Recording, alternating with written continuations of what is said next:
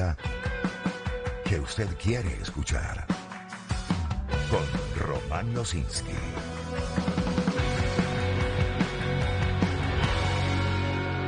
Circuito Éxitos. Son las 7:27 minutos de la mañana. Hace un par de semanas parecía que el país estaría entrando en una nueva ronda de negociación. Esto parece indicarlo. Al menos se desprendía de las declaraciones de aquellos días.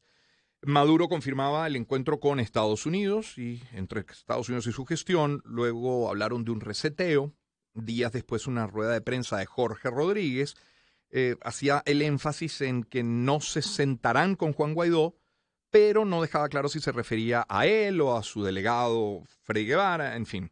En nuestro espacio, en este programa, conversamos la semana pasada con Enrique Capriles, habló de la necesidad de lograr el levantamiento de las sanciones, habló de aprovechar huequitos de la democracia para meterse por ellos y hacerlos más grandes. María Corina Machado critica esa visión del huequito de Enrique Capriles. En todo caso, son algunas de las cosas más visibles de lo que ha pasado en la última semana o 2 semanas. Y tenemos nosotros hoy en el estudio a John Magdaleno, es politólogo, máster en ciencias políticas, especialista en análisis de datos, profesor universitario, director de la consultora Polity. John, bienvenido, ¿cómo estás? Hola Román, buen día y buen día para todos los oyentes. John, ¿cómo desmalezar declaraciones, titulares, la política de los micrófonos, de las redes sobre todo, y tratar de concentrarnos en lo medular, obvio o no, visible o no? ¿Qué es lo importante de estas últimas semanas? Bueno, procediendo para analizar. Analizar es descomponer, de forma tal que tenemos que intentar descomponer la realidad. Pero hay una premisa de fondo por la que yo creo que hay que partir. En Venezuela, en parte con razón, como muchos anhelamos la redemocratización del país, y obviamente queremos que esto sea lo más rápido posible, perdemos de vista las principales dinámicas y procesos que involucran una transición a la democracia. Es decir, Venezuela, en mi opinión, es un autoritarismo hegemónico. Esto no compromete la radio, esta es mi opinión personal.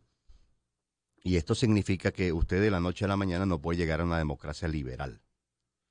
Entre otras cosas porque no tiene el poder suficiente, no tiene la oposición, quiero decir, no tiene la capacidad de influencia suficiente como para decidir ese rumbo por sí sola. Es decir, esa trayectoria estratégica no depende de ella solamente. Y todavía, en mi opinión, no hay incentivos suficientes como para que un ala de la coalición dominante, el sector que respalda al oficialismo que está en el poder, digamos, todavía no hay incentivos como para que un pedazo de ella, lo que llamaría la literatura un ala reformista, tome el control de las principales decisiones.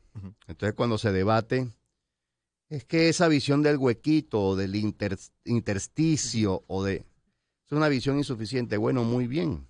De acuerdo, pero entonces, ¿qué propone usted para iniciar la transición a la democracia? Y el qué propone es muy importante. Claro. Y no es solo cuestión de ser crítico con uno u otro líder.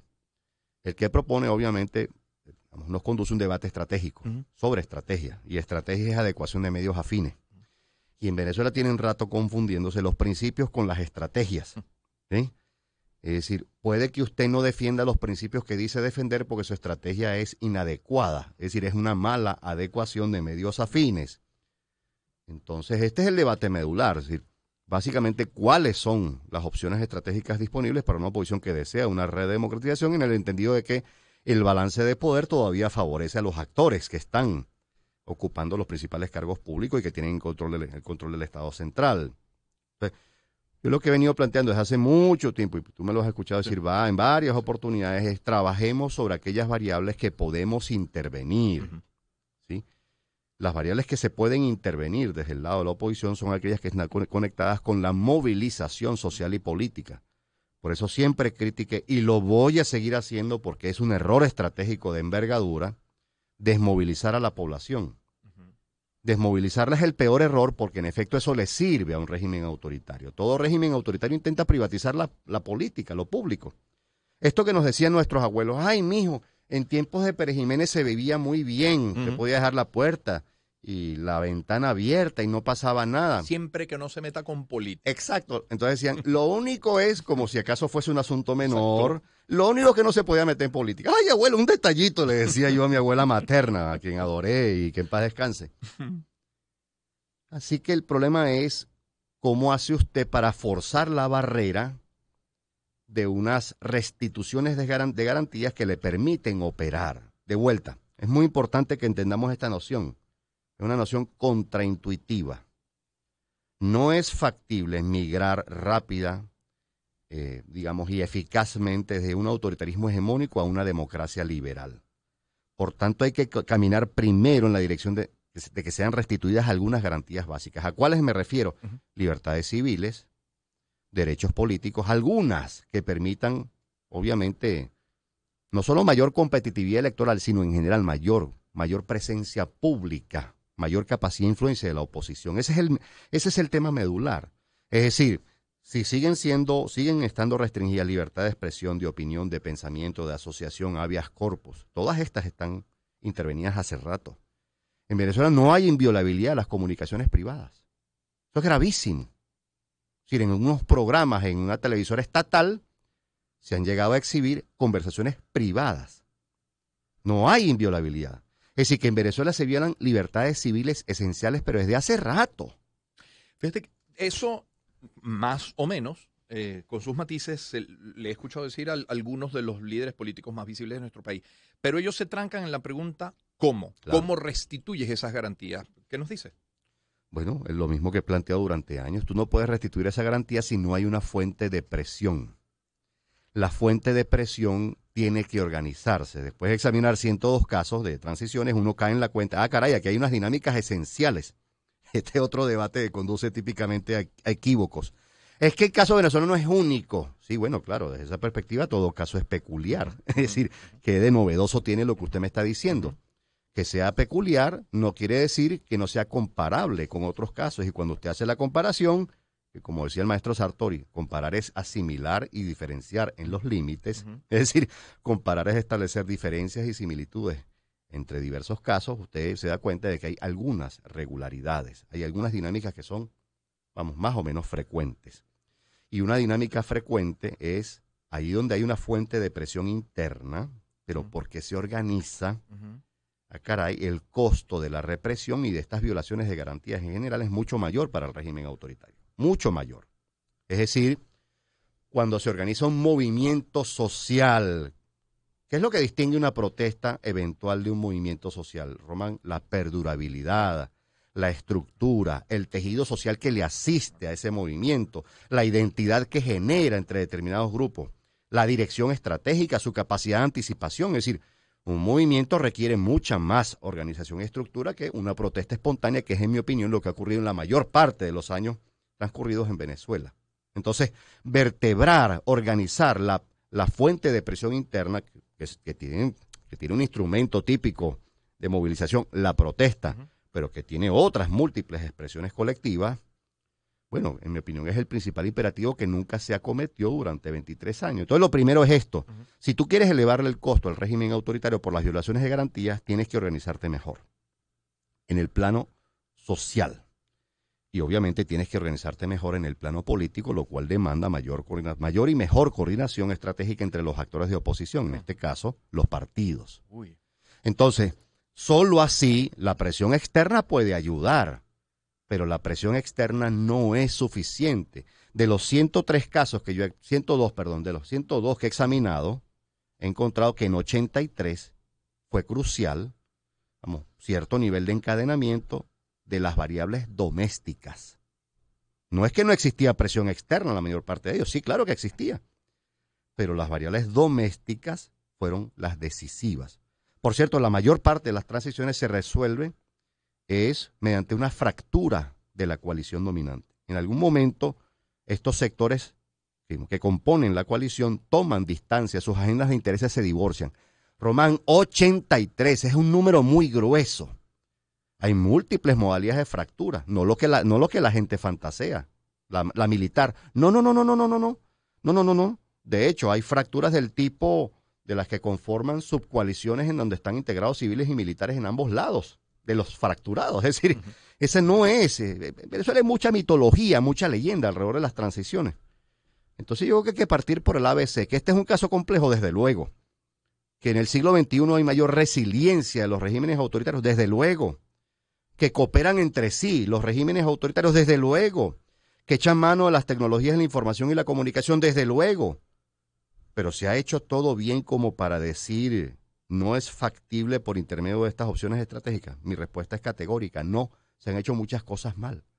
Entonces lo que en Venezuela se requiere en el corto plazo es reconstituir, recomponer la fuente de presión interna, pero esta vez con mucha mayor organización, con mucha mayor disciplina estratégica, Claro, con mucha más seriedad. Claro, hablas de es John Magdaleno que nos acompaña, hablas de un liderazgo cohesionado y lo que hemos visto en la oposición son peleas, son fracturas, son divisiones. ¿Cómo parar eso? Como primer punto, como punto de inicio, ¿qué debería estar haciendo la oposición en este momento? ¿Quién está llamado a llamarles a la responsabilidad cuando basta que declare un líder político para que el otro lo que haga es responder al día siguiente y que se robe un titular por un par de días? Bueno, exactamente, héroes de 5 minutos, como yo le llamo. Pues. En Venezuela algunos políticos piensan es en encuadrar el debate. Si algunos le critican a otros la visión de que hay que meterse por los intersticios que deja el régimen autoritario, cosa que por cierto que no es del todo equivocada, En efecto, se tiene que meter por los espacios que le deja libres el régimen autoritario para restituir garantías a la postre. Es decir, para poder pensar en caminar en la dirección de una democracia, en efecto, se tiene que meter por esos espacios. Pero bueno, tú sabes, en Venezuela el debate es de encuadres, es un debate de framing, ¿no? A ver quién domina y con qué narrativa domina el debate público. No, en Venezuela el debate es un poco más serio. La oposición debería estar haciendo tres cosas. Debería estar haciendo tres cosas fundamentales. Primero, organizando ese poderoso movimiento social.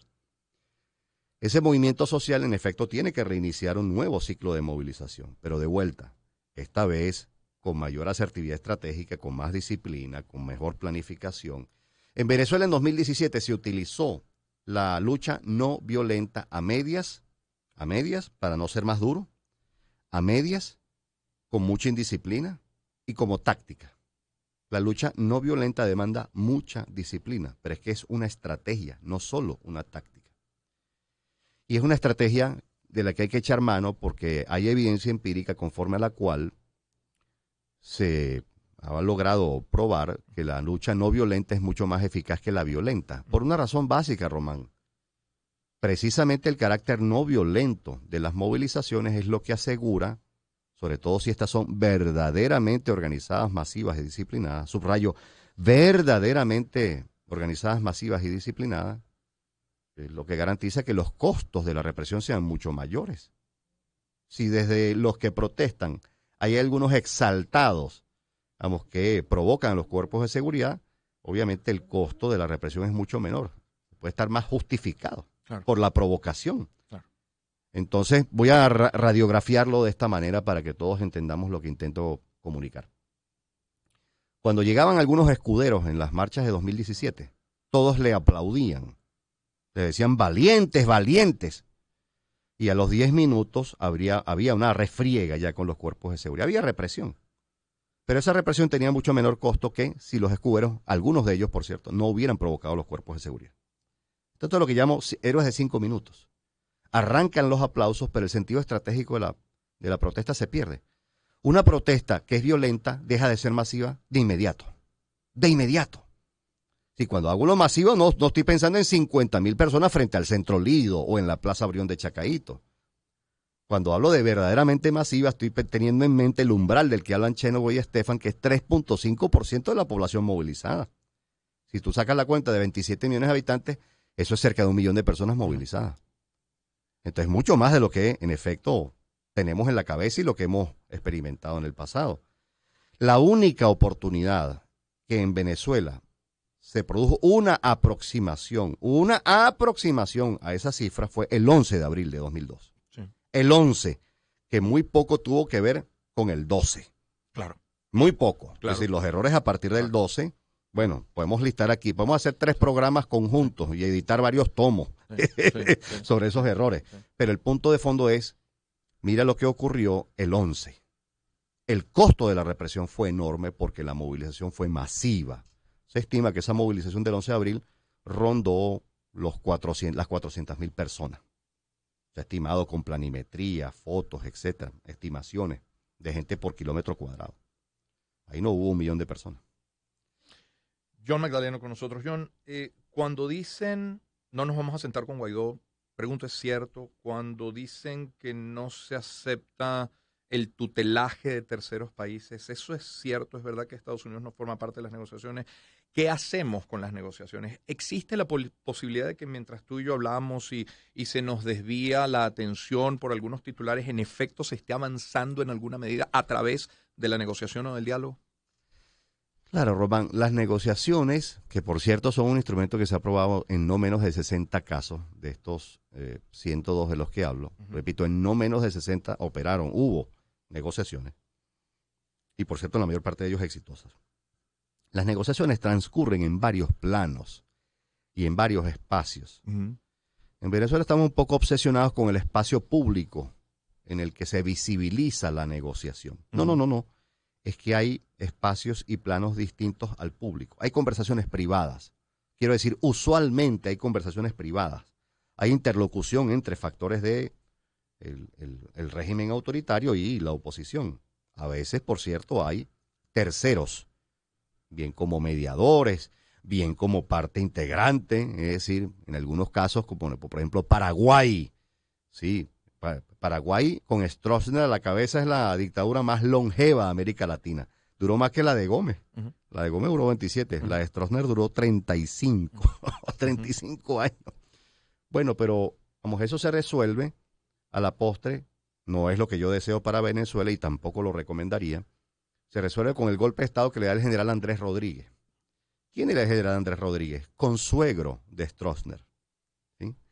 Ahora se sabe, porque desde que se desclasifican documentos en el gobierno norteamericano, se tiene noticia de cosas, se sabe que el general Andrés Rodríguez estaba en conversaciones con agentes del gobierno norteamericano, entre ellos, por cierto, agentes de la CIA. Entonces, digo, esto se resuelve de esta manera. Y luego, que por cierto, entrevistan a Stroessner como al año, ya estando en el exilio, y le preguntan, mire, ¿qué le parece el gobierno de Rodríguez? Bueno, mire, eso es lo mismo que si el mismo gobierno que yo tenía, pero sin mí. Porque en efecto, no había habido mayor cambio. Pues el cambio ocurre después de una elección presidencial para la cual se postula el general Rodríguez, obviamente gana, con casi el 75% del total de votos válidos, una elección en donde él es el gran elector, controla la Fuerza Armada, etcétera. Pero esa elección, que no era nada competitiva, sirvió para que un ala reformista de los Colorados derrotara al ala ortodoxa. Entonces, mira tú lo que intento comunicar, a propósito de tu pregunta.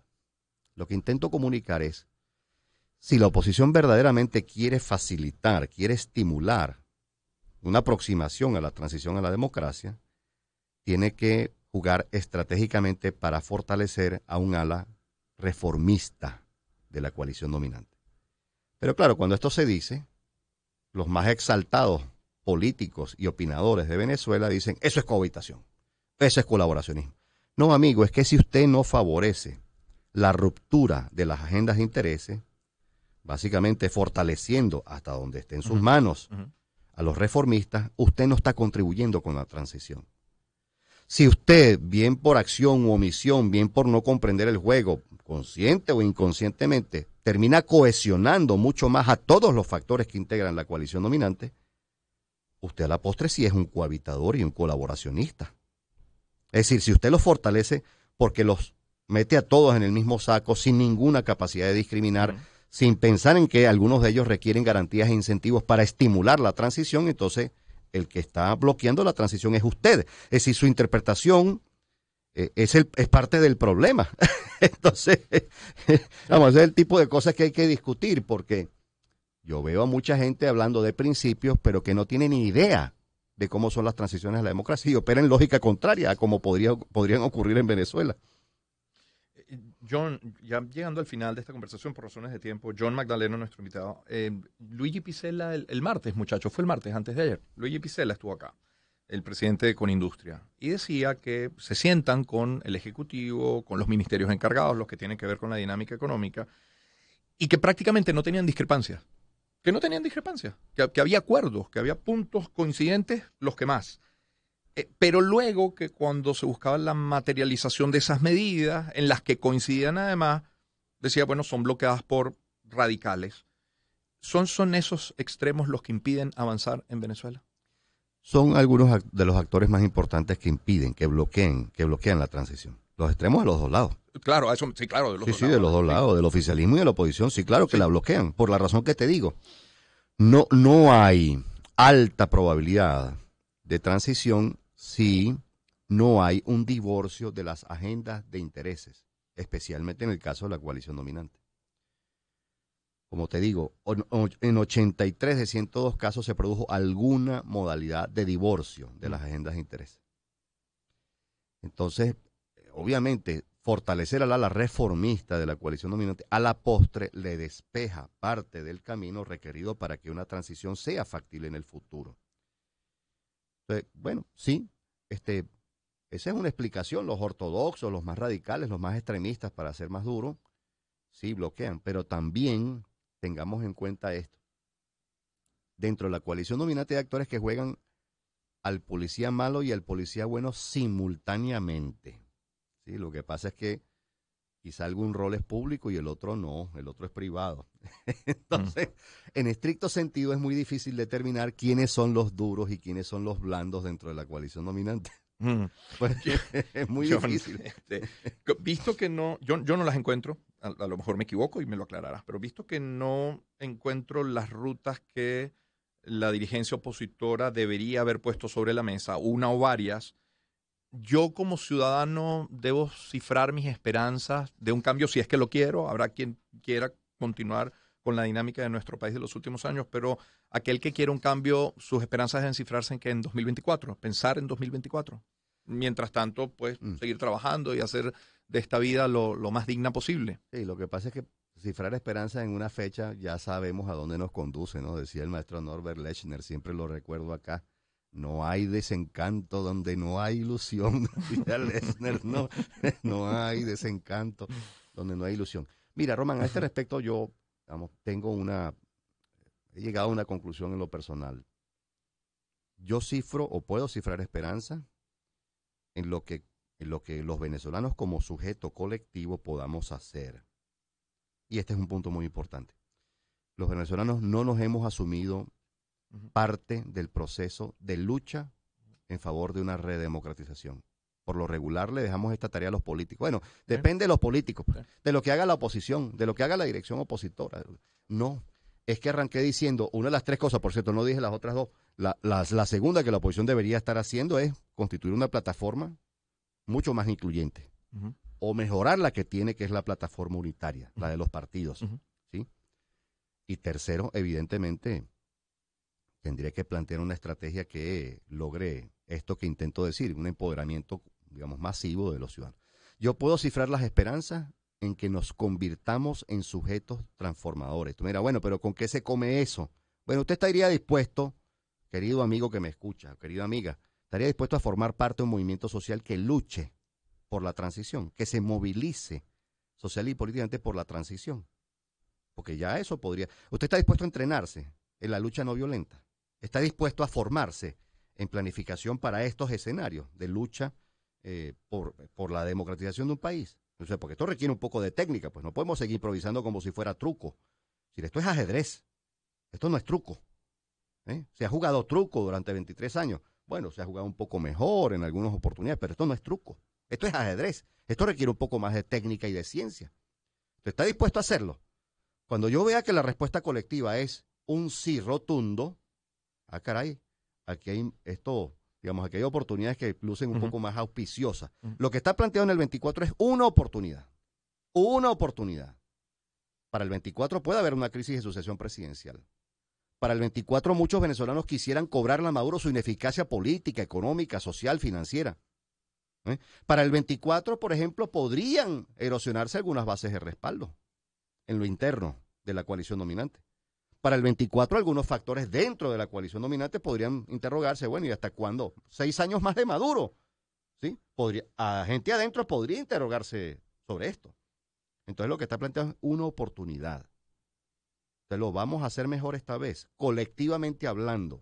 Nos vamos a organizar mejor, vamos a entender que la movilización es el camino y no la desmovilización. Tendremos más disciplina estratégica, por ejemplo, en las movilizaciones sociales. Entenderemos, digamos, que hay que fortalecer a una subcoalición de reformistas para poder empujar Entenderemos que no va a haber restitución de garantías si no presionamos a los principales decisores, si no le elevamos el costo por las violaciones. Es decir, entenderemos mejor el juego, porque eso sí puede depender de nosotros, no solo de los líderes de oposición. Entonces la pregunta es, ¿estamos dispuestos? ¿Estamos dispuestos a asumir el costo? Toda transición involucra unos costos y unos riesgos y unos sacrificios. ¿Estamos dispuestos a asumir el costo? Yo lo asumo, pues. En lo personal lo asumo. Pero todos estamos dispuestos, una gran cantidad estamos dispuestos. Esa es la pregunta que tenemos que responder. John, gracias por habernos acompañado. A la orden. John Magdaleno con nosotros. John Magdaleno es politólogo, máster en ciencias políticas, especialista en análisis de datos, profesor universitario, director de la consultora Polity. Le ponemos música.